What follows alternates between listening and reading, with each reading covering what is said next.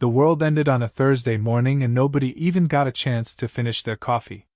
One moment, a barista in downtown Chicago was grumbling that a customer wanted oat milk instead of real milk, and the next moment, every electronic screen on Earth flickered alive with a single message in a deep, vibrating voice that sounded like a cosmic throat clearing.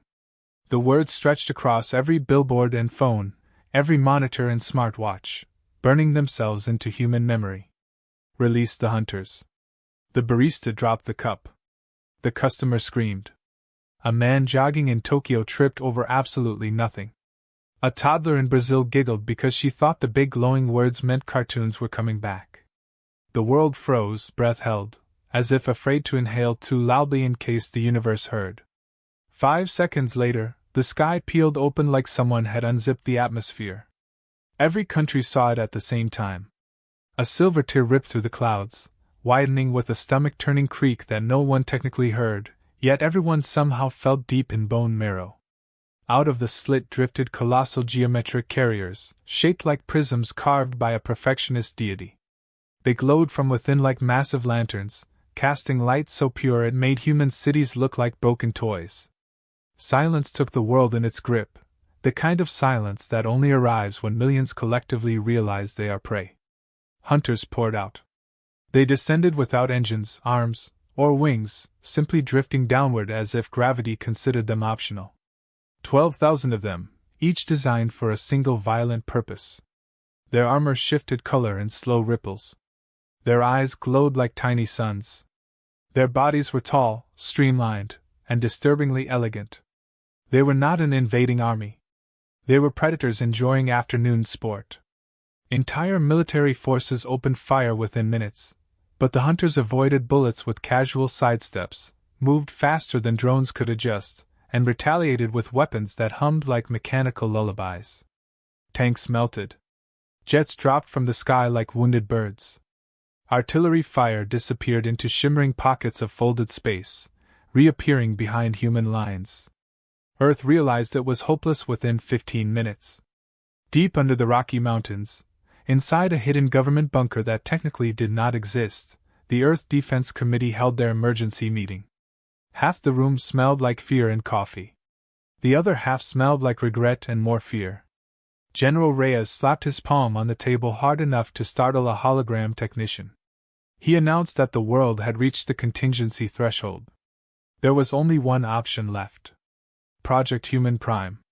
On the far side of the room, 2 containment pods hissed open, filling the air with cold steam.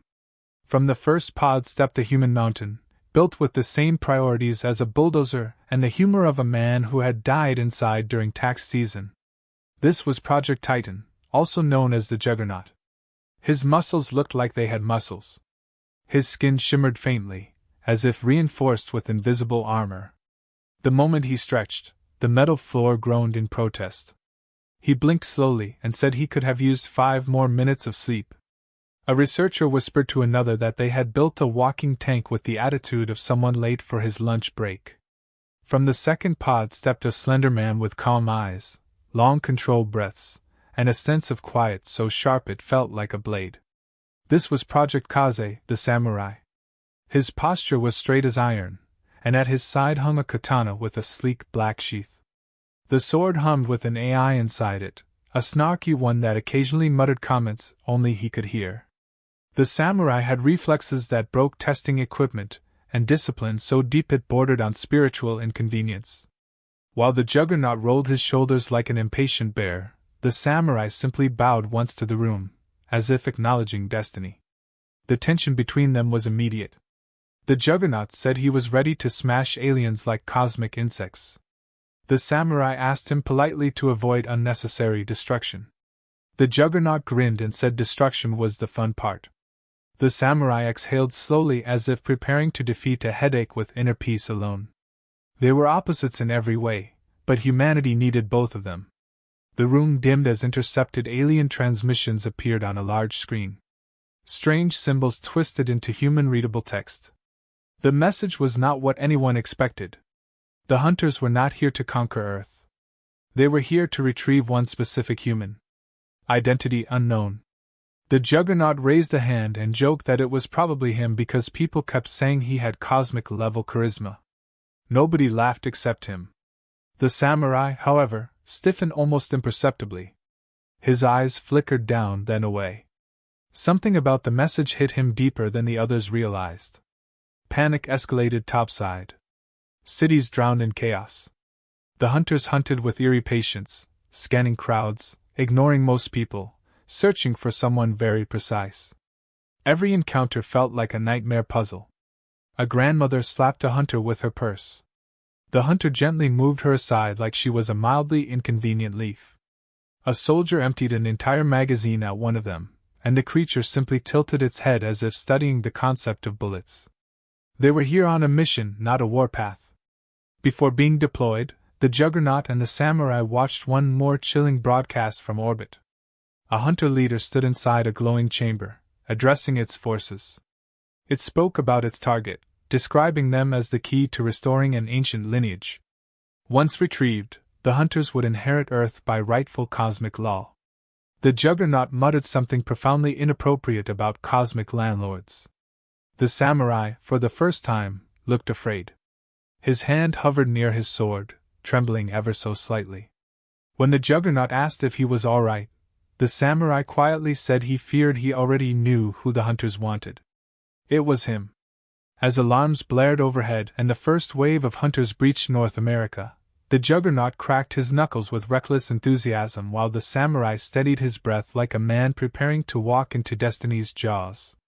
In that moment, Earth's survival hinged on two humans vastly different yet bound by circumstance. One a living weapon of brute force. The other a blade drawn by fate. Together, they stepped into the war humanity had never asked for. Project Titan had always been a problem child in the eyes of the scientists who built him, which was impressive considering he was a fully grown man who weighed more than a compact car and could accidentally bend reinforced steel by sneezing too enthusiastically. Before he became the Juggernaut, he was simply Marcus Hale, a disaster rescue worker known for running into collapsing buildings as casually as other people walked into grocery stores. His coworkers claimed he was born without the concept of self-preservation. When the Human Prime Project reached out for volunteers willing to undergo experimental augmentation that might turn them into living weapons, Marcus signed up while eating a sandwich. His single condition had been simple. Make me tough enough to save people who cannot save themselves. The scientists did that and much more. They infused his bones with a density-altering lattice, wrapped his muscles in microfilaments that increased impact resistance, and embedded stabilizing anchors inside him that allowed him to absorb kinetic force like a walking shock absorber. Marcus woke up from the procedure with the same humor he always carried, asking if he had become handsome enough to finally get a date. The answer had been a nervous no. The samurai had come from an entirely different world. His childhood name, Aaron, never appeared in any official government record because he lived most of his early life in near seclusion. His adoptive parents, both historians, raised him with an unusual mixture of love and rigorous discipline. They taught him everything from ancient literature to traditional sword forms before he was old enough to tie his shoes without help. Aaron took to the blade as if it were a natural extension of his body. His movements carried an almost graceful inevitability, as though every strike had already been decided before he made it. His reflexes were so sharp that he once caught a falling kitchen knife by the handle before anyone realized it had slipped. His parents joked he had been born with a warrior spirit. The government, when they eventually noticed him, believed something far stranger. Deep testing revealed anomalies in his neural structure and bioelectric patterns. They claimed he was a prodigy. They did not tell him the truth. At least, not yet. The Juggernaut and the samurai had trained separately for years before they were ever introduced to one another. The scientists believed that if the two most powerful augmented humans met too early, their conflicting personalities might derail the program. In truth, the scientists simply feared that Marcus would irritate Aaron into slicing a wall in half. Their first meeting confirmed those fears. The Juggernaut greeted the samurai with a handshake so firm it cracked the floor.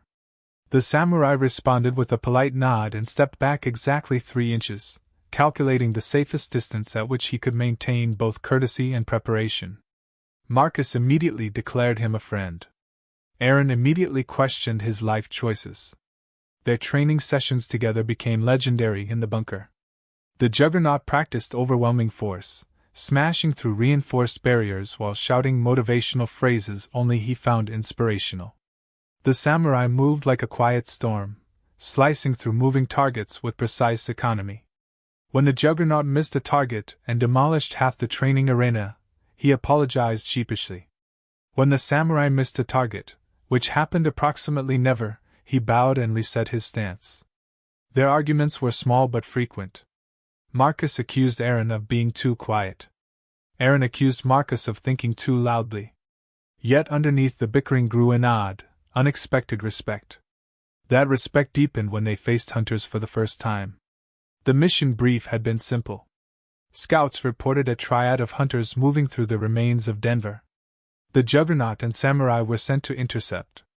The two moved through ruined streets where the air still shimmered with the leftover distortion of alien weapons. Cars lay melted into puddles. Buildings stood half dissolved, as if the hunters had carved chunks of reality out with surgical precision. Marcus marched forward with his usual confidence while Aaron moved with quiet vigilance, his hand resting lightly on the hilt of his katana. The hunters revealed themselves without fanfare. 3 of them stepped onto the cracked roadway, their armor glowing in different hues. One carried blades grown from its forearms. Another hovered slightly above the ground, manipulating small vortices of energy like a puppeteer. The third was bulkier, its movements slow but trembling with restrained power. For a moment, all 6 stood in silence.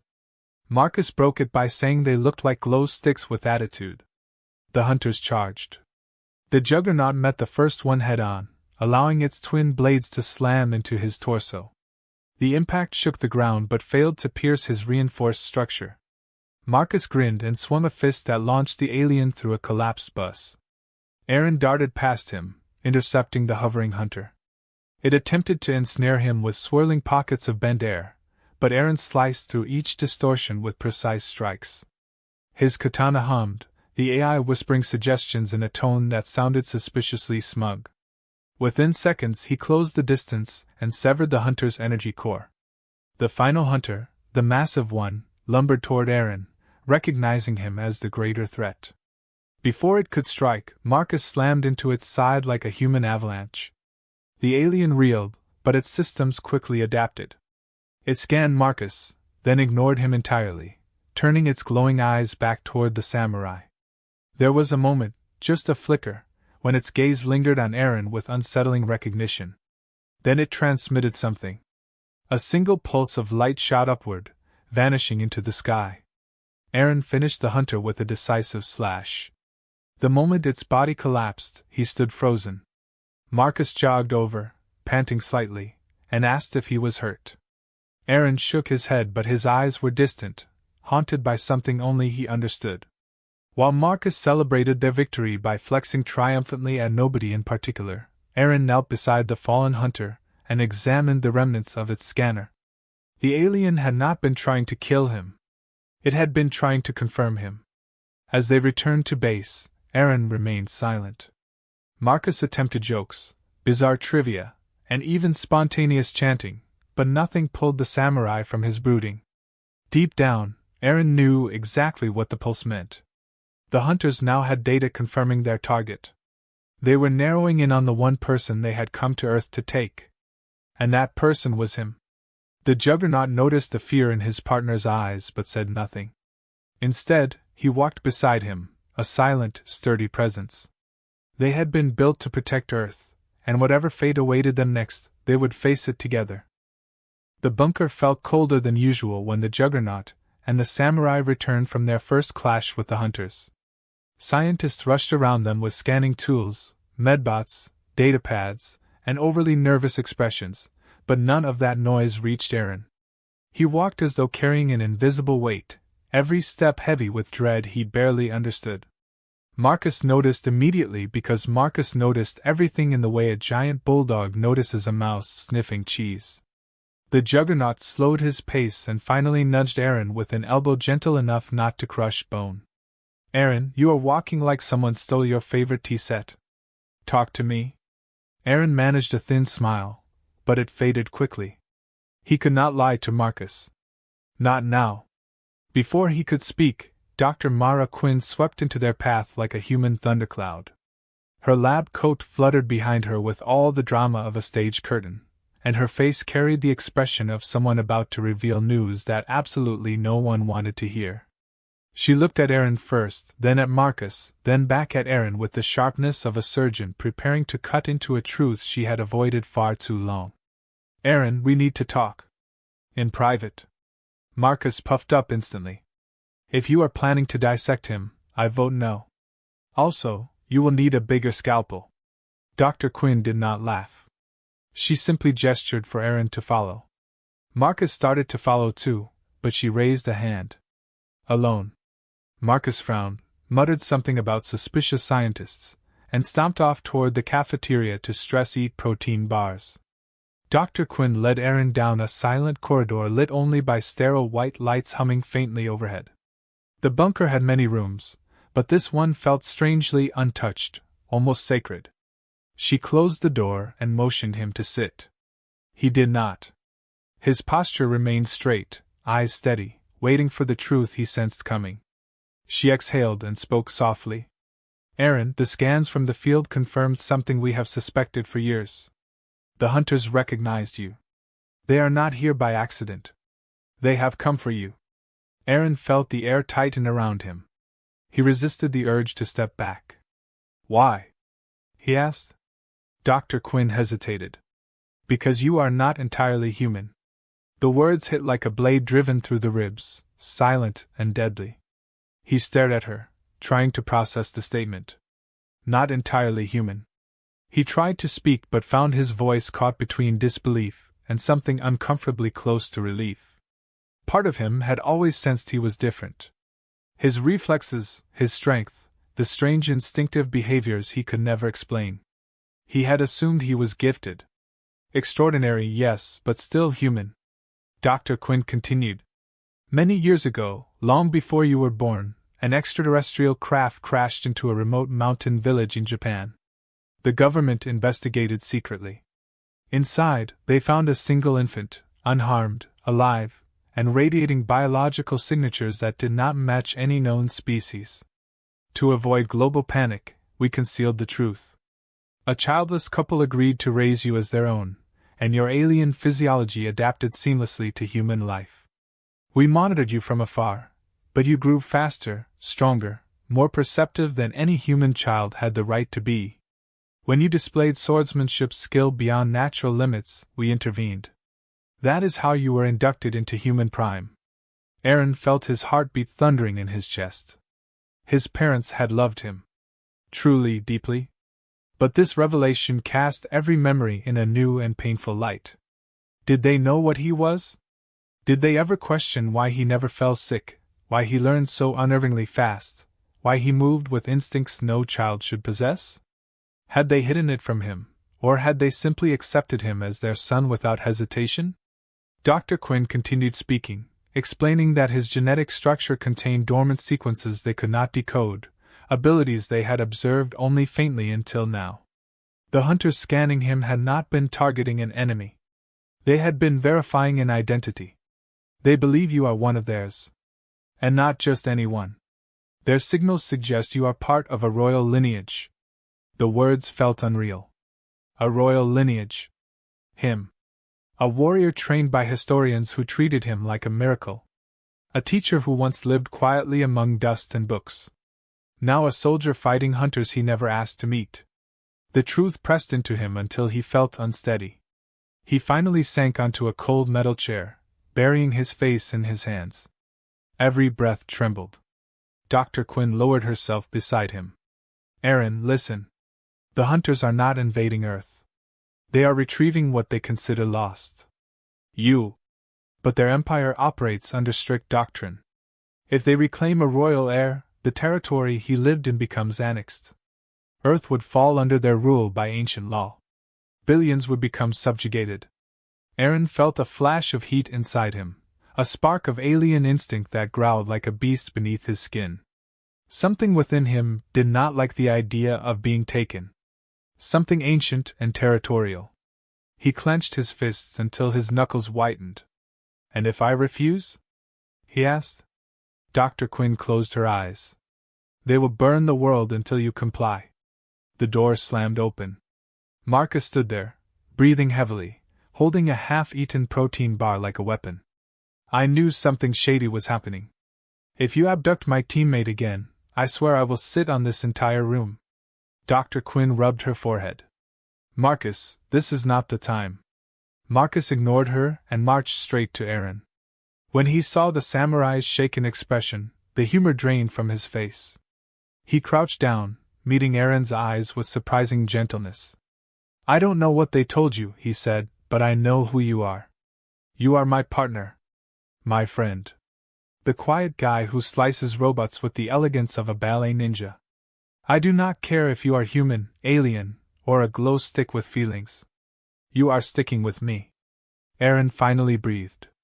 It came out softer than expected, cracked at the edges. Thank you? Marcus grinned. And besides, if aliens think they can take you, they have not met me yet. Dr. Quinn grimaced. Marcus, this is not a heroic moment. The hunters are 12,000 strong. Their empire is vast. Their technology makes ours look like sharpened rocks taped to fireworks. You two cannot fight this alone. Marcus pointed at Aaron. He is a space prince. I get to be his oversized knight. Sounds even to me. Aaron choked on a laugh, the first laugh since the revelation. It steadied him. Grounded him. Reminded him of the humanity he had chosen, regardless of the biology he had not. Dr. Quinn said there was one last thing. The hunters transmitted an alert after their encounter. They have identified you. Their entire fleet now knows the air is on Earth. They are closing their formation. You have limited time. The bunker alarm screamed overhead, confirming her words. Aaron stood, finally solid. His past no longer felt like a shadow. It felt like a blade. One he could wield. Marcus cracked his neck. Cool. Let them come. Together, they walked toward the war waiting for them. The ground shook beneath the bunker as alarms blared, each pulse vibrating through steel, concrete, and bone. The hunters had begun their next wave, and the Earth Defense Committee scrambled like ants trying to organize a broken anthill. Aaron and Marcus marched down the corridors with purpose, side by side, as soldiers and scientists darted around them. Marcus cracked his knuckles with the enthusiasm of someone preparing to punch destiny in the face. Aaron remained serene, but his eyes held the intensity of a blade drawn under moonlight. Outside, reports streamed in, hunters gathering in clusters across major cities, forming nests in structures of folded light and alien alloy. Humanity had no choice but to strike back, and the Juggernaut and Samurai were the first line. Their transport rose from the mountain bunker like a steel phoenix, slicing through ash-filled air. Marcus paced restlessly inside, too heavy for the floor which groaned under every step. He grumbled humorously that they should have reinforced the aircraft with anti-Marcus plating. Aaron sat silently, adjusting the grip on his katana, its AI whispering analysis of troop formations and probability models with a slightly superior tone. Marcus eyed the sword suspiciously. I swear that blade judges me, he muttered. Aaron did not deny it, which annoyed Marcus even more. They reached the outskirts of New Chicago where the first hunter nest had taken root. What used to be highways had twisted into spirals, as if the aliens had grabbed the world and wrung it out like a wet towel. At the center of the distorted land stood a towering lattice of alien metal, shimmering like a giant insect cocoon. Hunters climbed its surface with deliberate, predatory grace. Each one scanned the environment, searching for Aaron's biosignature. The transport opened its hatch, and Marcus leaped out first, landing with the impact of a meteor. The ground cracked under him. He grinned up at Aaron. Come on, Prince Space Sushi, time to dance. Aaron followed with considerably less tremor, landing lightly beside him. They moved forward together, one booming with brute confidence, the other gliding like a silent storm. The hunters attacked immediately. 10 of them broke from the lattice, charging with lethal purpose. Marcus roared with delight. Like bowling but alive. He charged straight into them. Aaron took the opposite approach.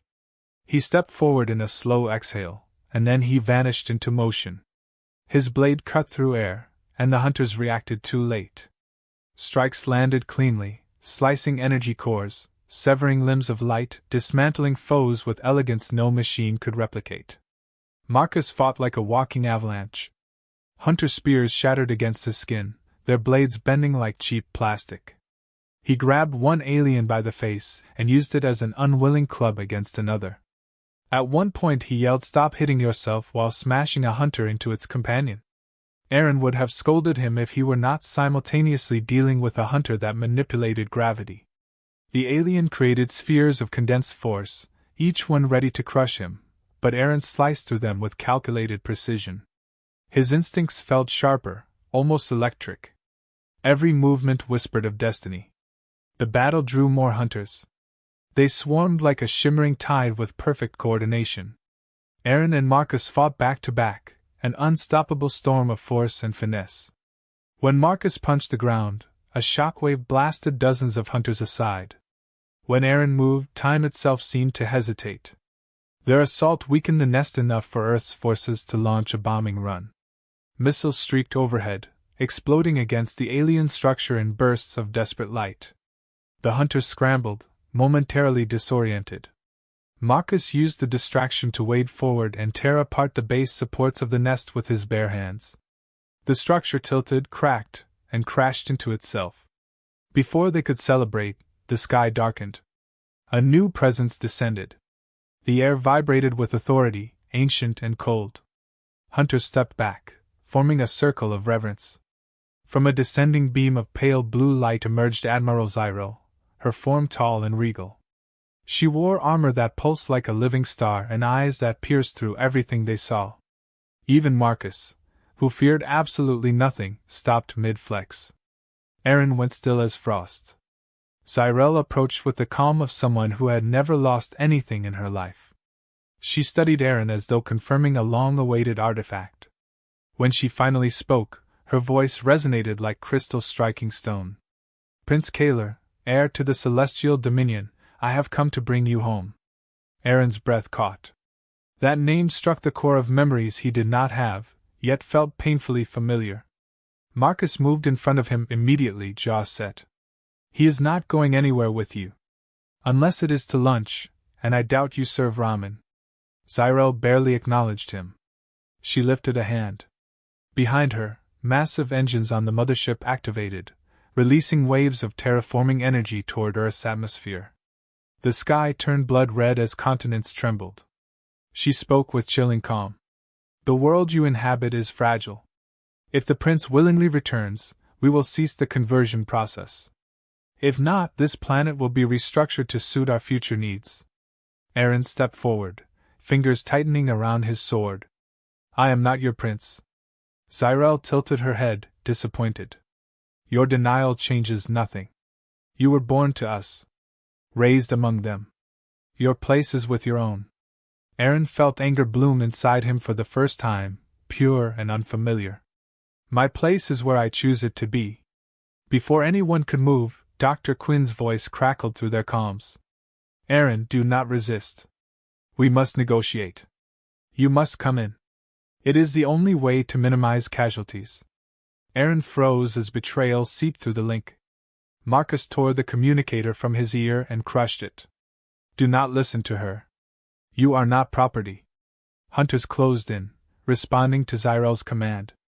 But something unexpected happened. A cluster of hunters suddenly broke formation, stepping between Aaron and the Admiral. Their posture changed, signaling defiance. Through their unified broadcast came a message that shook even Zyril. "He is heir not to return, but to rule." The hunters turned their weapons toward their own ranks. Aaron's chest tightened. Somehow, a prophecy he had never known was unraveling around him. Marcus muttered a single phrase, equal parts awe and excitement. This just got interesting. The air erupted in chaos as civil war ignited among the hunters, and Aaron and Marcus were thrust back into the center of Destiny's storm. The battlefield became a storm of clashing lights, alien roars, and the crackling of weapons that were never meant for human ears. The hunters who had broken ranks formed a protective arc around Aaron, their movements synchronized with near religious precision. The loyal hunters responded with ruthless efficiency, their blades extending from their forearms in ripples of radiant metal. Marcus stood between Aaron and the chaos with his fists clenched, glaring at both sides as if daring anyone to try something stupid. Aaron's pulse thundered, but his mind remained frighteningly clear. Something deep within him recognized the dissenting hunters not as enemies, but as pieces of a puzzle he had never been allowed to see. The rebels transmitted a unified signal, their voices echoing through the air and inside Aaron's skull. Heir of the Broken Star, the choice foretold is upon you. Protectors await the command. The title struck like an electric surge, awakening sensations beneath his skin. For a moment, he felt warmth radiate through his palms and spine, as if dormant circuits had snapped awake. Marcus stared at him, wide-eyed.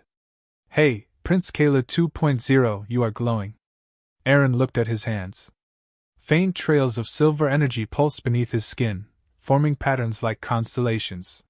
He exhaled slowly, grounding the new sensation, accepting the truth he had resisted. Zyrel advanced with the fury of a betrayed goddess, her voice thunderous. "You dare invoke ancient prophecy in front of me? Hunters, seize them!"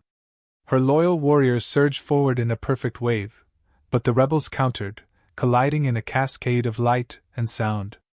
Aaron watched the war erupt around him and felt an instinctive pull toward understanding. His katana vibrated, the AI within speaking with a rare tremor. "Your neural activity has increased by 300%. Perhaps avoid exploding." Marcus laughed despite the danger. "If he explodes, I am quitting this job." But Aaron was not exploding. He was awakening. The rebels formed a defensive circle as an alien drone, shaped like a floating prism, descended in front of Aaron. It projected a holographic script across the air, symbols twisting into patterns that resonated through his mind. Memories that were not memories surfaced, flashes of starlit halls, towering alien figures bowing, and a voice telling him he was born for balance. Dr. Quinn's voice broke through the calms again, more desperate than before. "Aaron, this is not the time to discover spirituality. We need you to withdraw." Aaron ignored her completely. For the first time, he felt like something inside him aligned, as if a key finally found its lock. Marcus stepped closer, lowering his voice. "Whatever is happening, I am right here. Do not float away into space royalty without me." Aaron managed a faint smile. "You would chase me anyway." Marcus nodded. "Obviously." The holographic script shifted again, translating into human language. "The prophecy of the broken star." Aaron read the words aloud, his voice steady even as the world collapsed around them. "A child born from the fallen lineage, raised beyond its origin, forged in conflict, shall decide the fate of the Dominion and the world that shelters him. If he bends to lineage, the Dominion devours the sheltered world. If he rises beyond blood, the Dominion kneels, and the sheltered world joins the stars." Marcus blinked. "So you are basically a cosmic tipping scale." Aaron took a slow breath. "I choose Earth."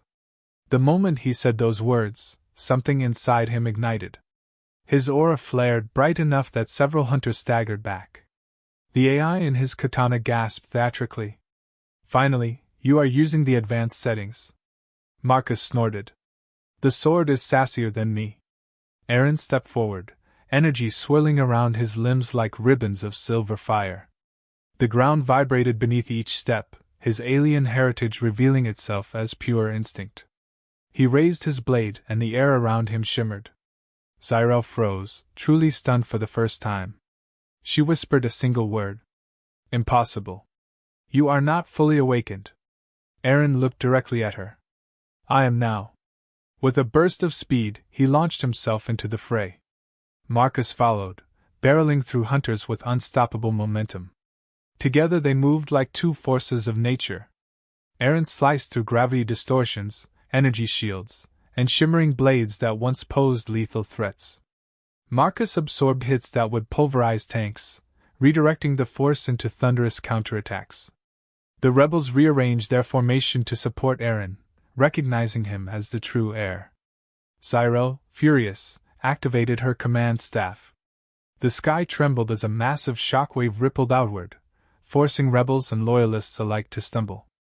Aaron braced himself, planting his feet, channeling the alien energy within him to withstand the blast. The wave struck him, but instead of breaking him, it bent around him like water flowing around stone. Cyril's eyes widened in disbelief. "You defy royal authority." Aaron responded with a calm no. "I redefine it." He leapt at Cyril, their clash sending ripples of energy through the battlefield. Marcus took on 3 elite guards at once, laughing like a man who finally found a challenge big enough for him. The elites moved in perfect sync, slicing at angles that defied physics, but Marcus countered each strike with brute force and clever instinct. At one point he grabbed an elite and swung it like a bat into the others, shouting teamwork. Aaron and Cyril's duel escalated. Her movements were sharp, controlled, refined from centuries of combat. Aaron matched her with growing confidence, each strike flowing from instinct awakened by the prophecy. Their blades collided in cascades of light, each impact shaking the damaged city around them.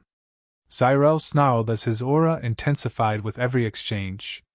"You were meant to kneel at my side." Aaron's voice remained serene. "I stand for the world that raised me." Finally, Aaron's katana struck Cyril's staff with such force that it shattered into shards of luminous glass. The shock hurled her backward, crashing her against a fractured wall. Aaron stood above her, breathing hard but steady. Cyril looked up at him with rage, fear, and something like awe. "You would abandon your own kind?" Aaron shook his head. "I choose my own path."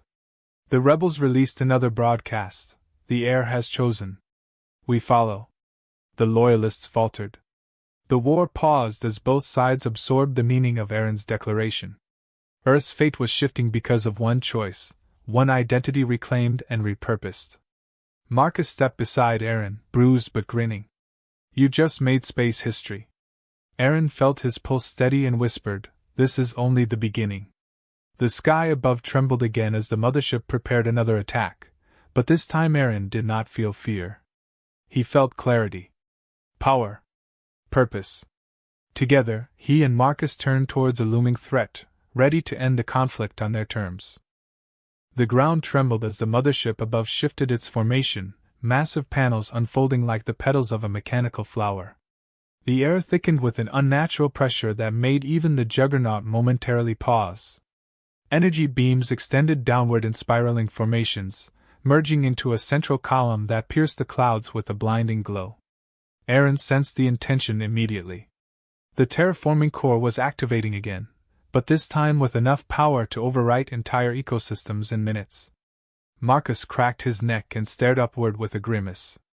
"That looks like the universe trying to microwave us." Aaron did not waste time with a response. He felt the rebels behind him rally, ready to follow. The loyal hunters formed a barrier around the beam, protecting the mothership's core with unwavering devotion. The battlefield shifted into a new shape, one where every step mattered. Aaron looked to Marcus, and no words were needed. The Juggernaut grinned. "Race you to the death beam." Aaron sprinted ahead, moving so fast the earth barely registered his steps. Marcus followed with a thunderous rumble, each stride cracking pavement. Rebels flanked them, forming a wedge to break through enemy lines.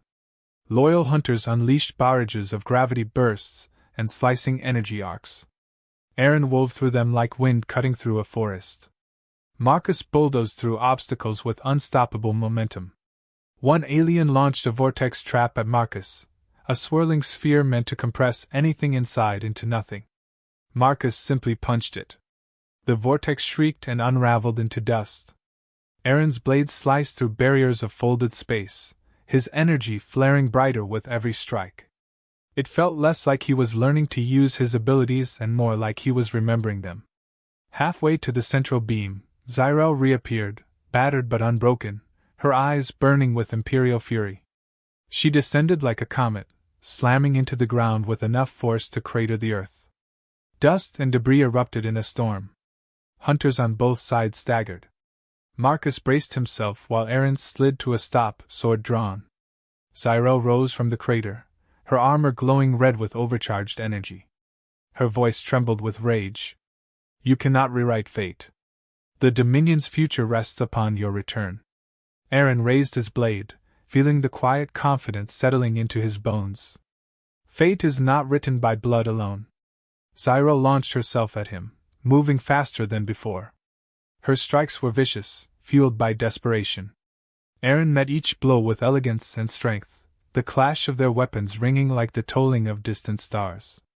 Light erupted with every impact, painting the battlefield in brilliant flashes. Marcus, seeing that Aaron had drawn the Admiral's focus, charged past them toward the core beam. Elite guards blocked his path, spinning their arms into lethal blades. Marcus snorted. Nice try. He lowered his shoulder and plowed through them like a runaway boulder, sending bodies flying in every direction. One guard leapt onto his back, attempting to pierce his armor. Marcus reached behind him, grabbed the alien, and flung it into another group. I do not have time for your acrobatics. Aaron and Cyril exchanged a rapid flurry of strikes that sent sparks across the torn ground. Cyril's movements faltered for a moment, her armor flickering with instability. Aaron seized the opening, stepping inside her guard and driving his palm into her chest. A burst of silver light exploded from his hand, sending her crashing backward. She skidded to a halt, gasping but refusing to yield. You are heir to an empire that spans galaxies. You cannot abandon your destiny for a primitive world. Aaron stepped forward, energy rolling off him in waves. This world raised me. These people made me who I am. I choose them. For the first time, Cyril hesitated. Something flickered in her expression, a crack in her conviction. But her loyalty to the Dominion burned stronger.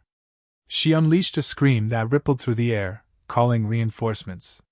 Loyal hunters surged toward Aaron. But the rebels intercepted, engaging in brutal clashes that rocked the battlefield. Aaron rushed past Cyril, heading toward the rising beam. She roared in frustration and followed. Marcus reached the beam first. Its surface was blinding, a torrent of raw alien energy pouring upward into the mothership. The Juggernaut raised a hand, hesitated, then grinned. All right, big guy. Let's see what happens when unstoppable force meets extremely bad idea. He stepped into the beam. His body absorbed the initial shock, but the pressure intensified instantly. Energy coiled around him, trying to disintegrate his mass. Marcus dug his feet into the ground, muscles locking, veins glowing faintly as his density-shifting augmentation pushed to its limit. He growled through clenched teeth. Not today. Aaron arrived just in time to witness Marcus anchoring the beam through sheer stubbornness. Aaron's breath caught. Marcus was using his mass to slow the terraforming core, buying precious seconds. Aaron stepped beside him, gripping his sword tightly. Marcus barked without looking away. Hurry, space samurai. My bones are singing sad songs. Aaron focused, channeling the alien energy within him, feeling it resonate with the beam's frequency. He stepped forward, letting the energy wash over him. Instead of resisting, he reached into it, unraveling its structure thread by thread. His aura expanded, clashing with the terraforming signal. The beam flickered. Cyril landed behind them, her armor cracked, her fury burning bright. You cannot stop the core. Its will is absolute. Aaron turned to her, his eyes glowing. Then I will change its will. He plunged his katana into the heart of the beam. Energy exploded outward, enveloping him in blinding light. He felt the core's consciousness, a vast network of logic and purpose built to reshape worlds.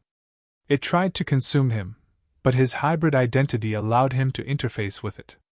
Memories flashed through him, images from the Dominion, images of Earth, the laughter of his parents, the quiet of his childhood, the weight of his chosen path. He spoke into the core's essence. This world is under my protection. The core trembled. Its directives warped. Instead of terraforming, it began to stabilize Earth's atmospheric layers. The beam dimmed, shifting from red to soft blue. Cyril screamed in disbelief. No. This is impossible. The Dominion does not kneel. Aaron turned to her. They will. If you choose peace.